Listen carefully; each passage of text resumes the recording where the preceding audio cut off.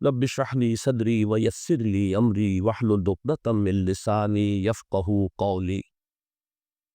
اللهم ربنا ألهمنا رشدنا وأعذنا من شرور أنفسنا. اللهم ارحمنا بالقرآن العظيم. اللهم اجعله لنا إماما ونورا وهدى ورحمة.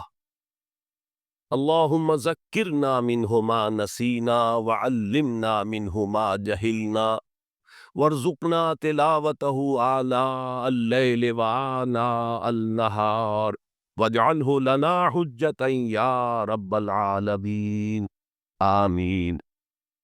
دیکھیے اسلام نے جو چار عبادات فرض کی، جو چار ارکان ہیں، ایک رکن تو ہے جس کا تعلق ہے عقیدے سے، کلمہ شہادت، اور چار ارکان ہیں جن کا تعلق عبادات سے، نماز، روزہ، حج اور زکات۔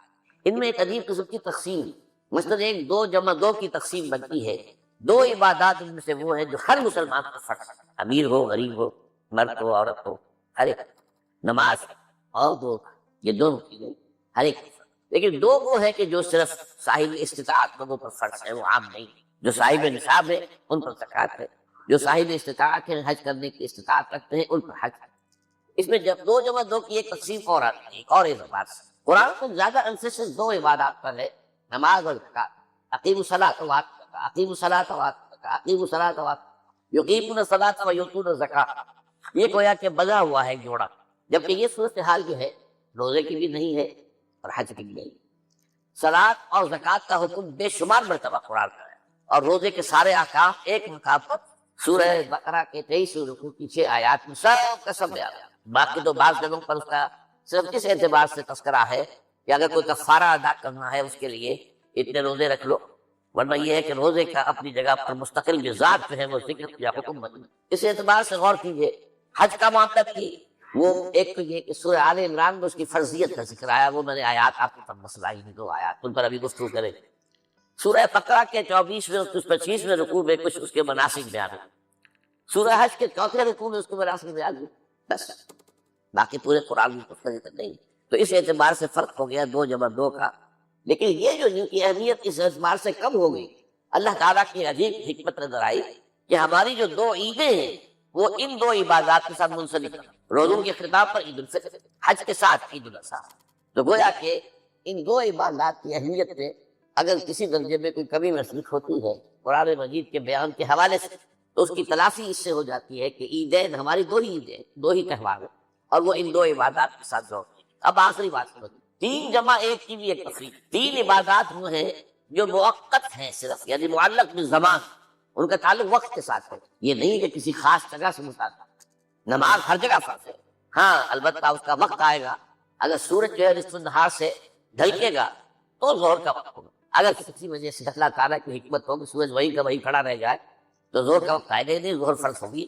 مغرب اسی وقت فرض ہوگی جب کہ سورج غروب ہو جائے۔ اگر کسی وجہ سے سورج غروب نہ ہو تو کیا پتہ، یہ ساری باتیں جو ہے قیامت کا جو زلزلہ آنے والا ہے اس میں یہ ساری باتیں ہونے والی ہے۔ سورج مغرب سے طلوع ہوگا، یہ تو وضاحت کے ساتھ کہا گیا ہے، تو مغرب کا وقت نہیں ہے۔ اسی طریقے سے رمضان کا مہینہ آئے گا تو روزے فرض ہوں۔ اس حوالے سے یہ زمانے کا تعلق تو ہے لیکن کسی مکان سے تعلق۔ حج وہ ہے جس کے تقریباً تمام مناسک جو ہے وہ ایک خاص مقام پر عطا ہو۔ آپ سفر کر کے جائیے، مکہ مکرمہ جائیے، اللہ کے گھر کا طواف کیجیے، پھر وہاں سے جو بھی روانگی ہوتی ہے یوم الترویہ 8 ذی الحجہ کو نکلیے اور جا کر مینا میں قیام کیجیے 1 رات، پھر 9 کی صبح کو نکلیے عرفات جائیے، عرفات میں شام تک قیام رہے گا، لیکن مغرب کی نماز کے وقت کے بعد وہاں سے نکلے گے، مغرب وہاں پڑھے گے نہیں، وہ جا کر مزدلفہ میں پڑھی جائے گی عشاء کے ساتھ چلا چاہے کتنی دیر ہو۔ پر یہ ساری چیزیں ایک خاص مقام کے ساتھ ہیں، منسلک ہیں، ہر جگہ پر یہ ادا نہیں۔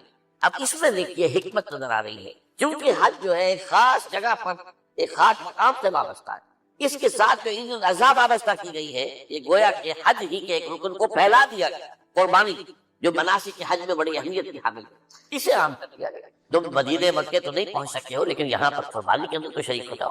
اور بعض مشابہتیں اور بتائی گئی کہ ذی الحجہ کا چاند طلوع ہو جائے تو اس کے بعد حجامت کا کراؤ، ناخن نہ کاٹو، وہ جو کچھ بھی آپ کو معلوم ہے احرام کی کچھ پابندیاں ہوتی ہیں، ایک مشابہت کسی سے ٹھیک ہے وہاں نہیں ہے لیکن ان کے ساتھ ایک مشابہت پیدا ہو رہی ہے۔ تو قربان کی حقیقت جو ہے عید الاضحیٰ وہ گویا کہ ایکسٹینشن ہے حج کی، کہ تمام عالم اسلام کے اندر جو ہے تمام مسلمان جہاں بھی کہیں ہیں وہ حج کے اس ایک منسک کے اندر شریک۔ تو یہ میں نے چند باتیں تمہیداً عرض کی ہیں ان عبادات اربع پر، ان کی جو ریلیٹیو حیثیت ہے ہمارے دین میں۔ اب آئیے حج کا معاملہ کیا ہے، وہ پورا ایک خاص علاقے سے تعلق ہے اور ایک خاص شخصیت سے ہوتا ہے، یہ بھی لوٹ گئے۔ چنانچہ جو آیات میں نے آپ کو سنائی حج کے بارے میں، ان اول بیت وضع للناس للذی بمکہ مبارکا وہدی للعالمین، یقیناً پہلا گھر جو بنایا گیا لوگوں کے لیے، یعنی اللہ کی عبادت کے لیے، کہ لوگ وہاں جمع ہوں اللہ کی عبادت کے لیے، وہ ہے جو مکہ میں ہے۔ مکہ اور مکہ یہ ایک ہی لفظ ہے، تورات میں مکہ کا لفظ آیا،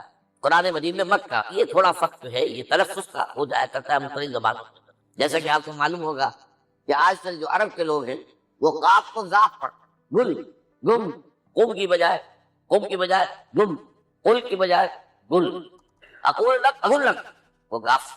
تو یہ جو ہے فرق ہو جاتا ہے۔ تو مکہ وادی مکہ یہ ہے در حقیقت مکہ مکرمہ۔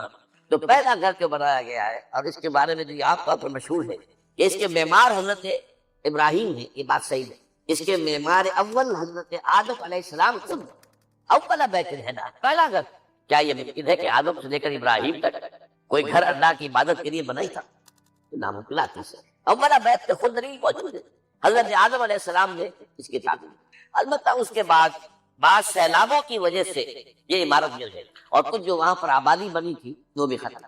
تو ایسے آتے ہیں، آپ کو معلوم ہے کہ یمن میں جب ان کا ایک بند ٹوٹا تھا بہت بڑا سد معارج، تو پھر وہاں جو اتنی خوشحالی تھی اور جو وہاں پر جو باغات تھے اور جو کھیتیاں سب برباد ہو گئی، اور وہاں سے لوگ جو ہے نقل مکانی کرنے پر مجبور ہو گئے۔ یہی یمن کے قبائل تھے جو جا کر شام اور عراق میں آباد ہوئے، یہی یمن کے دو قبیلے تھے جو مدینے میں آ کر آباد ہوئے، اوس اور خزرج، یہ یمن کے قبیلے تھے۔ تو اس بند کے ٹوٹنے کے بعد اگر خدا نہ خواستہ اگر ہمارا تربیلا ڈیم ٹوٹ جائے کیا ہو؟ پچھلے دنوں خبریں آئی ہیں اخبارات کہ ہندوستان میں غور ہو رہا ہے اس پر، یہ تربیلا ڈیم توڑا دو۔ وہ سوچ رہے پاکستان کو ختم کرنے کی سبیل کیا ہو سکتی ہے؟ تو بڑی سمپل ہے اور بڑا آسان کام، بمبارڈمنٹ کر دینا جو ہے، ٹھیک ہے، جہاز آئیں، کچھ کو ہم گرا کے لیں گے، کچھ تو آتا جو ہے وہاں پر وہ اپنے بم جو ہے وہ ہدف کے اوپر گرا جائے، کیا ہوگا؟ یوں سمجھیے کہ جو سونامی کا آیا تھا سیلاب، وہ سونامی کا سیلاب آیا تھا بھارت میں، پاکستان میں، اور ہر چیز تباہ ہوتا تھا۔ کم سے کم یوں سمجھیے کہ تقریباً 100 میل کی چوڑائی میں، اور بھی یہ سب جو ہے ریگستان ہو جائے گا، ہر چیز ختم ہو جائے گا، خدا نہ خواستہ۔ دوبارہ سد معارج کے بعد یہ صورتحال واقع ہوئی، تو اس کے بعد سے یہ جو ہے بیمار جو ہے یہ اللہ کا گھر یہ جو ہے گرا ہوا تھا۔ اس کی کوئی اب صرف یہ کہ قواعد رہ گئے تھے، قواعد کہتے ہیں جو بنیادیں ہوتی، وہ پھر اللہ تعالیٰ نے حضرت ابراہیم کو بتائی کہ یہ ہیں وہ بنیادیں جن پر کہ وہ گھر ہوتا تھا۔ وَإِذْ يَرْفَعُ إِبْرَاهِيمُ الْقَوَاعِدَ مِنَ الْبَيْتِ وَإِسْمَاعِيلُ، ان بنیادوں پر حضرت ابراہیم اور اسماعیل نے بھیتر دو معماران حرم نے یہ عمارت جو ہے دوبارہ تعمیر کی ہے۔ تو گویا کہ حضرت ابراہیم علیہ السلام معمار دوم ہیں، معمار اول اس کا جو ہے وہ خود حضرت آدم علیہ السلام۔ فی آیات بینات مقام ابراہیم، مقام ابراہیم ہے، جو بھی وہاں گئے ہیں انہوں نے دیکھا ہے ایک پتھر تھا جس پر کھڑے ہو کر حضرت ابراہیم علیہ السلام تعمیر کر رہے۔ اب آج تو آپ کو معلوم اس کے فولڈنگ لگ جاتی ہے، بانس لگ گئے، یا آج کل تو جو ہے پائپ جو ہے لوہے کے اس سے لگا کر، تو جیسے جیسے عمارت اٹھتی جا رہی ہے اسی طریقے سے اس کے ساتھ جو ہے وہ چل رہے ہیں اور ان کے اوپر کھڑے ہو کر تعبیر ہو رہی ہے، اس وقت کچھ نہیں تھا۔ تو یہ پتھر ایسا تھا کہ جو خود بخود اٹھتا تھا اللہ تعالیٰ کے اٹھانے سے، یا یوں کہیے کہ ملائکہ کے اٹھانے سے، اور اسی پر حضرت ابراہیم کھڑے ہو کر وہ پتھروں کے اوپر پتھر رکھتے جا رہے ہیں، اور اس کی وجہ سے اس پتھر کے اوپر کتنی دیر کھڑے رہنا ہوا ہوگا حضرت ابراہیم علیہ السلام کا، کہ اس پر ان کے پاؤں کے نشان تھا۔ وہ ہے مقام ابراہیم، جو آپ نے دیکھا ہوگا کہ وہاں ایک بہت خوبصورت قسم کا ایک پنجرا سا بنا ہوا ہے، اس کے اندر وہ مقام ابراہیم ہے۔ اور جب بھی طواف کرتے ہیں تو طواف کے بعد 2 رکعتیں جو ہیں وہ پڑھی جاتی ہیں ابراہیم، مقام ابراہیم کے پیچھے، جتنا بھی قریب تر ہو کر پڑھا جا سکے، لیکن بہرحال رک ہوتا۔ تو فی آیات بینات مقام ابراہیم ومن دخلہ کان آمنا، تو ایک تو یہ کہ وہ نشانیاں ہیں وہ اللہ تعالیٰ جن لوگوں کی کہ دل کی آنکھ کھلی ہو، روحانی آنکھیں کھلی ہو، ان کو دکھاتا ہے، اور ایک وہ ہے کہ جو ہماری ان سامنے کی ظاہری آنکھوں کو بھی دکھاتا ہے۔ یہ نوٹ کر دیجیے کہ یہ مقام امن کا گہوارہ رہا۔ عرب میں لوٹ مار، قتل غارت، قتل کے بدلے میں قتل، پھر قتل کے جواب میں قتل تھا، لیکن اس وقت بدترین دور میں عربوں کا معاملہ یہ تھا کہ کوئی شخص فرض کیجئے کہ وہ کئی مہینے سے اپنے باپ کے قاتل کو ڈھونڈ رہا ہے تاکہ قصاص لے سکے، بدلہ لے سکے، اسے قتل کر سکے، اسے کہیں نظر نہیں آ رہا، اچانک حرم میں نظر آ جاتا ہے، وہاں وہ نقصان نہیں پہنچایا جا اسے۔ یہ امن ہے، اللہ تعالیٰ نے اسے امن کی جگہ بنایا ہے، بلد الامین کہا گیا۔ امن والا بادشاہ ہے۔ تو یہ جو ہے یہ تو آج تک بیچ کی جو برکت ہے وہ نظر آ رہا ہے۔ ومن دخلہ کان آمن وللہ علی الناس حج البیت من استطاع الیہ سبیلا، اور اللہ کا حق ہے اپنے بندوں پر کہ وہ حج کریں اس کے اس گھر کا، جو کوئی استطاعت رکھتا ہو اس پر۔ اگر زیادہ راہ ہے، خرچہ ہے، جانے آنے کے اخراجات مہیا ہیں، اور یہ کہ آپ پیچھے جن کو چھوڑ کر جا رہے ہیں ان کے لیے بھی اتنے وقت کا جو ہے وہ انتظام ہے کھانے پینے کا، گزارے کا، نان نفتے کا، تو آپ کا حج فرض ہو۔ اب اگر اس فرضیت کے بعد کوئی شخص تاخیر کرتا تو بڑے گناہ کے اندر مبتلا۔ جیسے ہی فرضیت ہو جائے، پہلا کام جو ہے، پہلا قرض جو ہے، یوں سمجھیے یہ اللہ کا قرض ہے بندوں۔ یہ لام جو آتا ہے، لام اور اعلیٰ، لام کسی کے حق کے لیے، اعلیٰ کسی کے اوپر حق پر۔